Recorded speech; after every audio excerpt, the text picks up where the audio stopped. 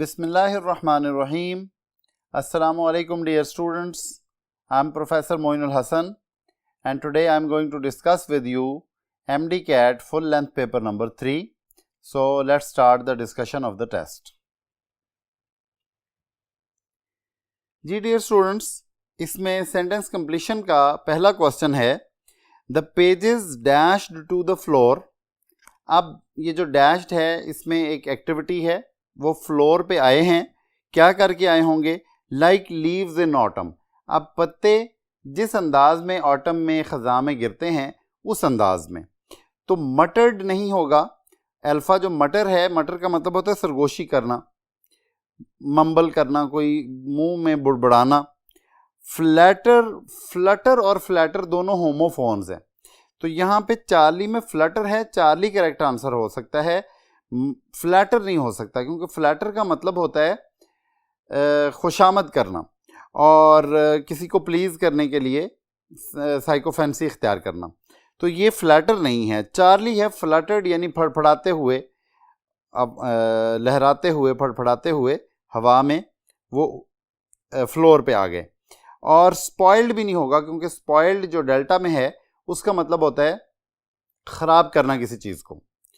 तो Charlie correct answer हो गया। उसके बाद नेक्स्ट क्वेश्चन है 182, the player dashed a new tactic which proved a winning move. Player ने एक नई टैक्टिक को डैश किया।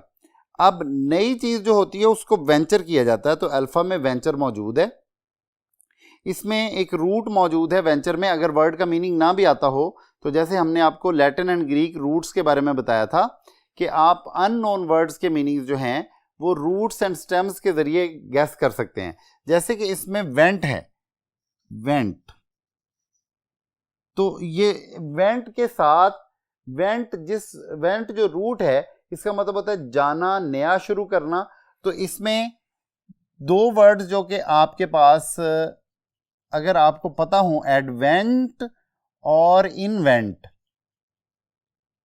तो इन दोनों वर्ड्स में इन्वेंट में भी नया दरियाफ्त करना, नया दरियाफ्त करना,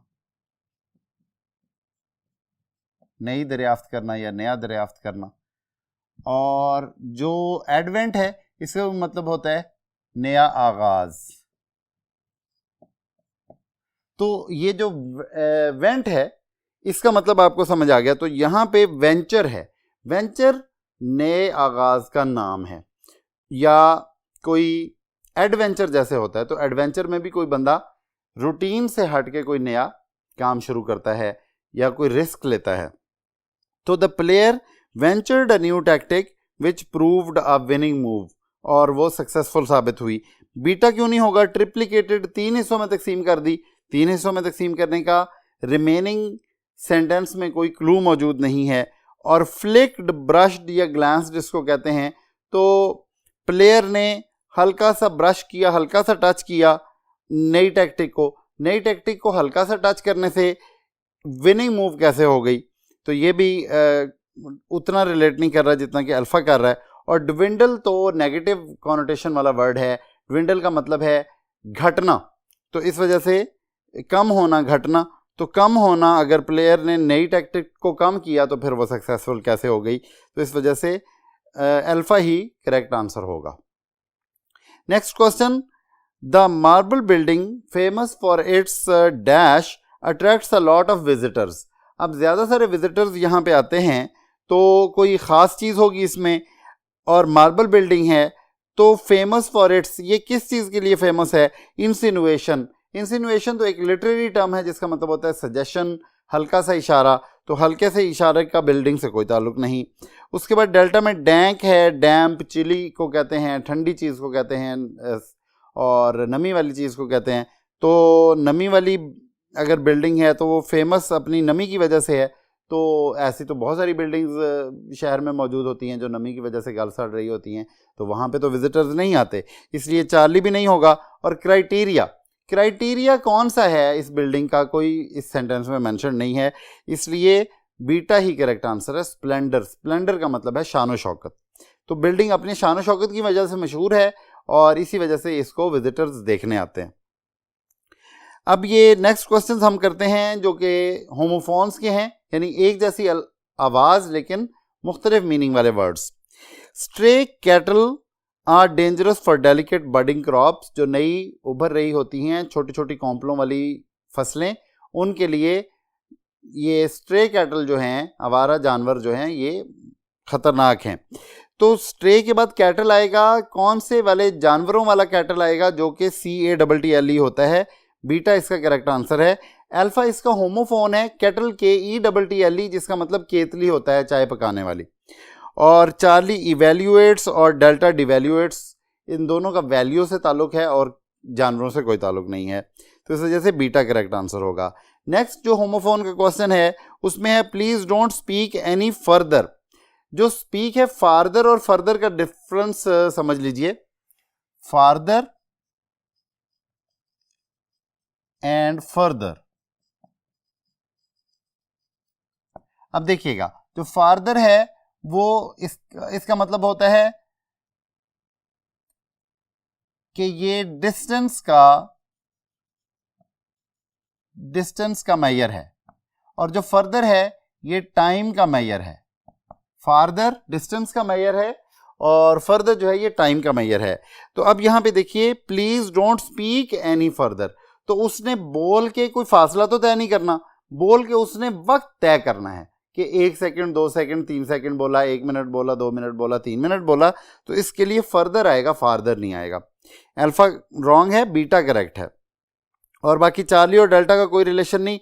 हॉल एक बड़ा सारा कमरा, तो please don't speak any hall, कोई रिलेशन नहीं। एंड HAUL हॉल जो डेल्टा में है, इसका मतलब होता है खींच के ले जाना किसी चीज को दूसरी जगह पे, तो ये भी नहीं है। अब डियर स्टूडेंट्स, नेक्स्ट जो क्वेश्चंस हैं ये यूसेज के हैं, या स्पॉट द एरर भी इसको कहते हैं, जिसमें ग्रामर की एरर्स को आपने देखना होता है। तो नेक्स्ट क्वेश्चन देखते हैं। The whole pageant of it swang, यहाँ पे स्वैंग गलत है, स्वंग होगा, स्विंग स्वांग स्वांग होता है। Swung before him as he sat by the fire that afternoon. Next question को देखते हैं। If a king had lived in the same house, if a king had lived in the same house with all his riches, Jim would look at his watch every time they met. अब देखिए, पहले had है तो आगे would have होगा। पहले अगर had है पहले वाले हिस्से में, तो आगे would have होगा, क्योंकि ये if है, कंडीशनल है, तो आगे would have। if he had worked hard he would have passed, तो ये थर्ड कंडीशनल के उसूल के मुताबिक, तो आगे would के बाद have आना चाहिए और थर्ड फॉर्म आनी चाहिए। तो डेल्टा में मसला है, would के बाद have नहीं आया हुआ, तो would have looked होना चाहिए था, ये एरर है इसमें। नेक्स्ट क्वेश्चन देखते हैं 188। it had taken him some times, देखिए उसको कुछ टाइम लगा, तो some time, some as an adjective और time as a noun, as a noun, ये कुछ वक्त इसका मतलब है, कुछ वक्त। तो ये sometimes से डिफरेंट है। जो sometimes एक एडवर्ब होता है जिसका मतलब होता है कभी कभी, तो यहां पे sometimes गलत है। sometimes क्या होता है, एक एडवर्ब होता है।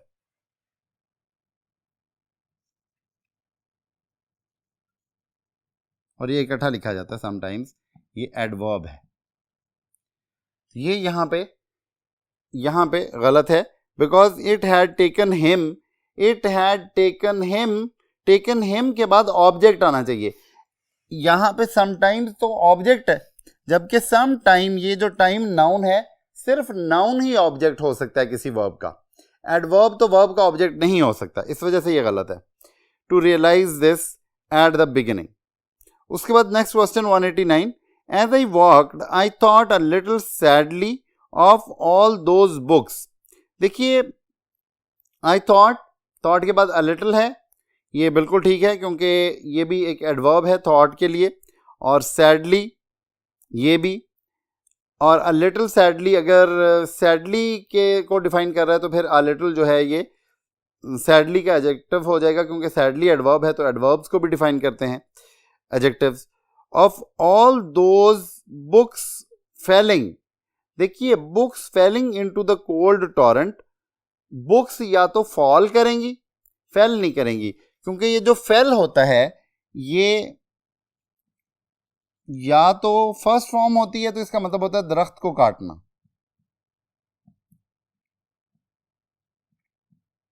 अगर ये फर्स्ट फॉर्म के तौर पे फेल है तो ये फिर दरख्त काटना होता है, और ये फेल्ड इसकी फॉर्म्स होती हैं, फेल्ड एंड फेल्ड इसकी फॉर्म्स होती हैं। और या फिर फेल जो होगा वो सेकंड फॉर्म अगर होगा फेल, फॉलन, तो फिर ये फॉल की सेकंड और थर्ड फॉर्म्स होंगी, जिसका मतलब होता है गिरना। तो अब हम यहां देखते हैं कि फेलिंग नहीं होगा बल्कि फॉलिंग होगा, इस फॉल वाले का आईएनजी फॉर्म होगी। तो क्योंकि किताबें जो हैं वो गिर रही हैं into the cold torrent. Next question, the parents have agreed with getting my blood shed, ये टेक्स्ट में से, for the trash of this world. तो have agreed to get my blood shed, to agree to do something होता है, agree with तो person के लिए होता है, अग्री विद पर्सन के लिए होता है। ये डिफरेंस देखने के लिए हम अगले बोर्ड पे चलते हैं जी। तो अग्री की जो फॉर्मेशंस हैं उनमें agree with and agree to है। अग्री विद अ पर्सन होता है, अग्री विद अ पर्सन,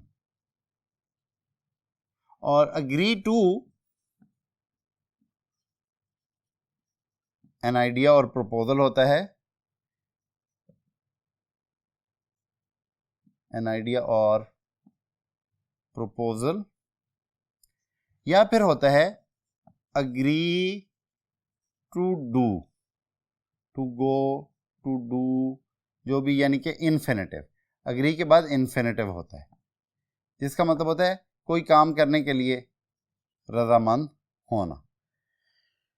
तो यहां पे ये अग्री के बाद इन्फिनेटिव आना है, the parents have agreed to get my blood shed, वो राजी हो गए हैं कि मेरा ब्लड शेड करें या करवाएं। तो डियर स्टूडेंट्स, इसके बाद अब जो क्वेश्चन शुरू होते हैं वो सेंटेंस करेक्शन के हैं। नेक्स्ट क्वेश्चन का जो करेक्ट आंसर है 191 का, वो चार्ली है। He sent his emissaries to Damascus and Baghdad with a view to buying. अब व्यू टू बाय क्यों नहीं है? वैसे बोलने में व्यू टू बाय बेहतर लगता है, तो व्यू टू बाइंग इसलिए नहीं है। और बाकी ऑप्शंस को भी पहले देखते हैं, फिर मैं आपको बताता हूं कि व्यू टू बाय क्यों यहां पे गलत है और व्यू टू बाइंग क्यों ठीक है। 191 में देखिए, इसमें by a view to buying है, विद अ व्यू होता है, कोलोकेशन ये है, अल्फा गलत हो गया। बीटा में क्या मिस्टेक है? He sent his emissaries to Damascus and Baghdad with the view buying, इसमें विद अ व्यू के बाद कोई लिंक ही नहीं है टू बाइंग का या टू बाय का, सिर्फ अकेला बाइंग लिख दिया गया है, जो कि सेंटेंस की जो सीक्वेंस है उसके तकाजे पूरे नहीं कर रहा। और चार्ली को मैं अभी एक्सप्लेन करता हूं, जो कि करेक्ट है। डेल्टा भी देख लेते हैं उसमें क्या मिस्टेक है, with a view to buy और कॉपी, तो इसमें भी टू बाय है। तो अब हम देखते हैं कि with a view to buy में क्या गलती है। देखिए, जब हम कहते हैं I am looking forward to,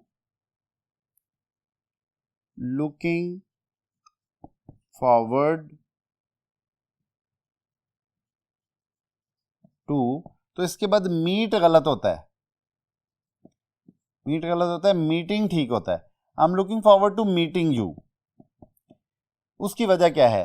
क्योंकि आई एम लुकिंग फॉरवर्ड के बाद ये जो टू है ये इन्फिनेटिव नहीं बना रहा होता। हम समझते हैं कि शायद ये इन्फिनेटिव बना रहा है, ये इन्फिनेटिव नहीं बना रहा होता, बल्कि ये एक प्रेपोजिशन होती है।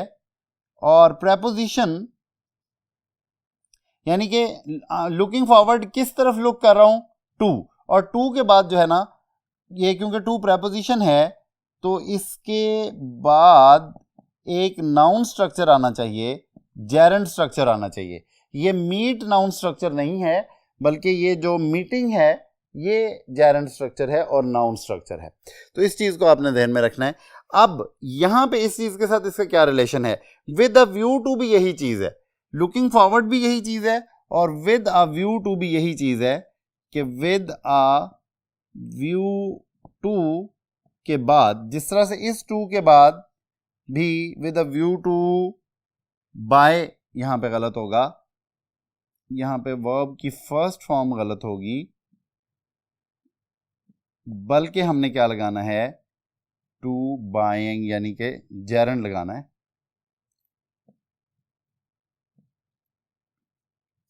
उसकी वजह यह है कि हमें नाउन चाहिए, क्योंकि ये टू प्रेपोजिशन है और ये टू इन्फिनेटिव का हिस्सा नहीं है, इसलिए। तो आई होप कि ये बात क्लियर हो गई। नेक्स्ट क्वेश्चन को देखते हैं, 192। On Saturday, on a day होता है, एट अ डे नहीं होता। On such a day however, अब देखिए हाउएवर से ने जो कंट्रास्ट करना है, तो हाउएवर से पहले भी कॉमा होगा और उसके बाद भी कॉमा होगा। बीटा में हाउएवर से ना पहले कॉमा है और ना बाद में कॉमा है, तो वो कंजंक्शन के तकाजे पूरे नहीं हो रहे। और चार्ली में ऑन सच अ डे, अगर सेमी कॉलन लगा दिया है फिर तो हाउएवर की जरूरत ही नहीं है। और डेल्टा में क्या मसला है? At such a day, at an occasion होता है, जब डे होगा तो ऑन होगा। On Sunday, at the festival, at the meeting, at the what. तो ये मैंने आपको बताया कि ऑन अ पर्टिकुलर डे होगा, और हाउएवर का यूज जो है वो अल्फा में ही करेक्ट है। 193 को हम देखते हैं। I never saw anybody so afraid of a storm, मैंने किसी को भी किसी स्टॉर्म से या तूफान से इतना ज्यादा डरे हुए नहीं देखा। अब आई नेवर सॉ समबडी, देखिए नेवर सॉ जो है, एनी और सम का जो डिफरेंस है, इसमें एक चीज आपको ध्यान में रखनी चाहिए कि एनी और सम में do you have any money, I don't have any money, यानी कि एनी जो है ये नेगेटिव के लिए आता है या इंट्रोगेटिव के लिए आता है, नेगेटिव के लिए या इंटरोगेटिव के लिए, जबकि सम जो है ये अफर्मेटिव सेंटेंसेस में आता है, अफर्मेटिव सेंटेंसेस में आता है। तो अफर्मेटिव में यानी मुस्बत जुमलों में सम आएगा और नेगेटिव में एनी या इंट्रोगेटिव में एनी आएगा। तो अब यहां देखते हैं anybody, I never saw anybody so afraid of a storm, तो यहां पे ये जो एनीबडी है ये नेगेटिव और इंट्रोगेटिव, नेगेटिव ये इसलिए बन रहा है क्योंकि ये नेवर है, नेवर से नेगेटिव सेंटेंस हो रहा है, तो यहां पे समबडी नहीं आ सकता, ये जुमला अफर्मेटिव नहीं है, इसलिए बीटा रॉन्ग है। और चार्ली में I never saw anybody so afraid from a storm नहीं होता, अफ्रेड ऑफ होता है, अफ्रेड फ्रॉम नहीं होता, और अफ्रेड टू भी नहीं होता जो कि डेल्टा में लिखा हुआ है, इसलिए सिर्फ अल्फा ही करेक्ट है। 194 में देखते हैं, the good soul Mr Hubert choked with indignation and fear. अब देखते हैं चोक्ड द गुड सोल, पहले तो ये देख लें कि द वेल सोल गलत है। नेक्स्ट बोर्ड पे चलते हैं वेल और गुड का डिफरेंस देखने के लिए। तो वेल और गुड का डिफरेंस ये है कि वेल जो है ये एडवर्ब है और गुड जो है ये एडजेक्टिव है।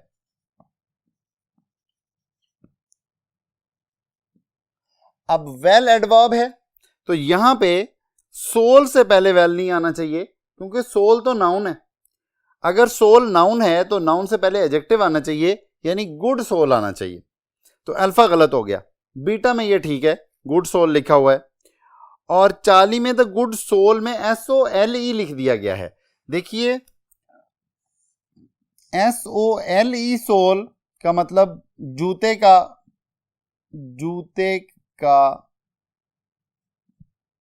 तलवा, जूते का तलवा। और जो या इसका मतलब होता है अकेला, दो मतलब होते हैं। और SOUL सोल का मतलब रूह होता है। तो यहां पे द गुड सोल, एक अच्छी रूह वाला बंदा, अच्छी स्पिरिट वाला बंदा, तो ह्यूबर्ट के साथ एक पर्सन को जब आप डिफाइन कर रहे हैं तो SOUL वाला सोल आना है, अच्छी रूह वाला बंदा। तो इस वजह से SOLE गलत है चार्ली में। और डेल्टा में देखिए the good soul Mr Hubert choked by indignation and fear नहीं होगा। इंडिग्नेशन एंड फियर ने उसका गला नहीं घोंट दिया, कोई पर्सन नहीं बन गए इंडिग्नेशन एंड फियर, बल्कि choked with indignation and fear है, क्योंकि वो चोक्ड खुद ही किया है। यहां पे चोक्ड इनट्रांजिटिव वर्ब के तौर पे आ रहा है, इसी आगे बाय वगैरह का कोई चक्कर नहीं है, तो इसलिए बीटा ही करेक्ट आंसर है। 195 में देखिए it was a small but very comfortable and sunny room that Mrs Wicket let to him. अब देखिए it was a small but very comfortable and sunny room that Mrs Wicket let to him, बहुत ही जबरदस्त कमरा था जो कि Mrs wicket ने उसको किराए पे दिया। अल्फा में क्या गलती है, that Mrs Wicket let him, let him के बाद तो फिर आगे कोई सेंटेंस चलेगा, लेट हिम डू व्हाट, तो ये गलत है, लेट टू हिम होगा, उसको किराए पे दिया। बीटा ठीक है। It was a small but very comfortably and sunny room, देखिए कंफर्टेबली एंड सनी एक एडजेक्टिव और एक एडवर्ब एंड के जरिए नहीं जुड़ सकते, कंफर्टेबल एंड सनी रूम होना चाहिए, क्योंकि रूम नाउन है, रूम नाउन है और उससे पहले एडजेक्टिव लगना चाहिए, ना कि एडवर्ब लगना चाहिए। और अगर कोई एंड के जरिए जुड़ रहे हैं तो फिर भी एडजेक्टिव एंड एडजेक्टिव जोड़ सकते हैं, एंड एडजेक्टिव जोड़ सकते हैं, adverb and adjective, adverb and adjective नहीं जोड़ सकते। तो डियर स्टूडेंट्स अब आगे सिनोनिम्स के क्वेश्चन शुरू होते हैं। पहला क्वेश्चन है मेनेसिंग, मेनेसिंग का मतलब होता है डराने वाला, तो ओमेनस इसका करेक्ट आंसर है, ओमेनस भी डराने वाला होता है। अल्फा नहीं होगा, बोल्स्टरिंग बूस्टिंग मजबूत करने वाला होता है। बीटा हार्टनिंग तसल्ली देने वाला होता है, खुश करने वाला एनकरेजिंग, और सपोर्टिव भी हेल्पफुल और काइंड होता है। तो डेल्टा ही करेक्ट आंसर है, मेनेसिंग का थ्रेटनिंग। उसके बाद ऑप्टेड फॉर है इख्तियार किया, तो चोजन या इख्तियार शुदा, चोजन सिलेक्टेड है, डेल्टा करेक्ट आंसर है।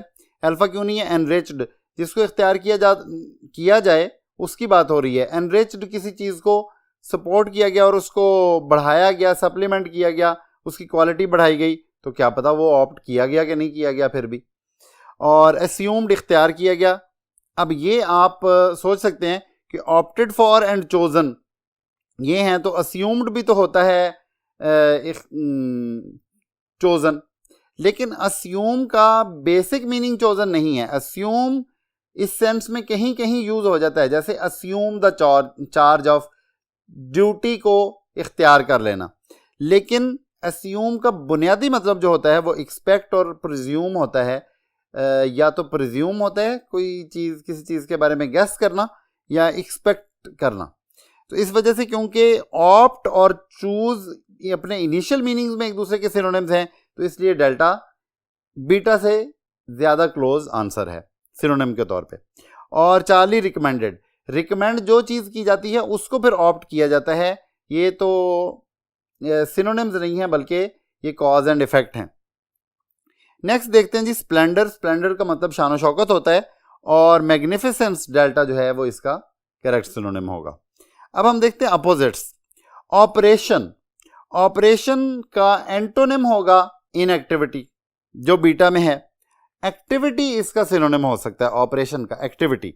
अब एक्टिविटी तो यहाँ पे ऑप्शन में लिखा नहीं हुआ, हाँ एक्टिवेशन लिखा हुआ है, तो एक्टिवेशन भी ऑपरेशन का सिनोनिम हो सकता है, एंटोनिम नहीं हो सकता। ये क्वेश्चन एंटोनिम का है। और चार्ली में पेरोरेशन है, स्पीच या ओरेशन, तो ये भी ऑपरेशन के साथ कोई लिंक नहीं बनता, सिर्फ होमोफोन थोड़ा सा बन रहा है, आवाज़ एक जैसी थोड़ी सी बन रही है, बाकी कोई इसका रिलेशन नहीं। और ओव्यूलेशन एग मेकिंग का प्रोसेस किसी बर्ड में, तो ये भी ऑपरेशन के साथ कोई रिलेट नहीं कर रहा, ना सिनोनिम के तौर पे ना एंटोनिम के तौर पे। और लास्ट वर्ड जो हमारा एंटोनिम्स का है उसमें प्रॉम्प्टली वर्ड है। प्रॉम्प्टली का मतलब होता है क्विकली, हरिडली, और इसका एंटोनिम होगा बिलेटेडली, डेल्टा में देर से। अल्फा नहीं होगा पॉम्पसली, पॉम्पसली शान शौकत से होता है, चाहे जल्दी हो या देर से हो, शान शौकत से। और रफली, चाहे जल्दी हो या देर से हो लेकिन बुरे तरीके से, रफ अंदाज में। और लेटेंटली, छुपे तरीके से। तो अल्फा, बीटा और चार्ली एंटोनिम्स नहीं है, सिर्फ डेल्टा ही एंटोनिम है। तो डियर स्टूडेंट्स, ये था हमारा एमडी कैट का full length paper number 3। I hope कि ये आप लोगों के लिए मुफीद रहेगी डिस्कशन। अपना ख्याल रखिए। अल्लाह हाफिज़।